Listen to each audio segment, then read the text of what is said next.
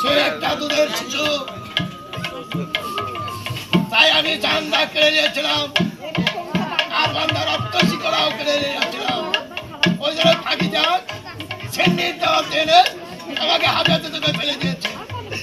বলি বাবা, হ্যাঁ বলো মা। আল্লাহর মহিমা বুঝা বড় দায়। তুমি একটা কাজ করো বাবা,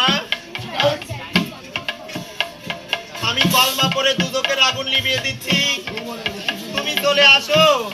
আসো, ওই তিনটা জিনিস আমার হাসতে দাও, আমি খোদার দরবারে নিয়ে যাই পৌঁছাই দিব মা।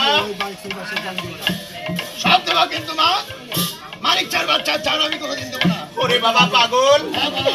ওই মানিক চানা বাচ্চার জান যদি তুমি খোদার দরবারে নিয়ে যেতে না দাও, তবে আল্লাহর কলম যে রদ হয়ে যাবে বাবা। আর তুমি চাও আমি মা বরকত হয়ে আমি খোদার দরবারে আমি মিথ্যাবাদী হয়ে যাই বাবা। বাবা পাগল,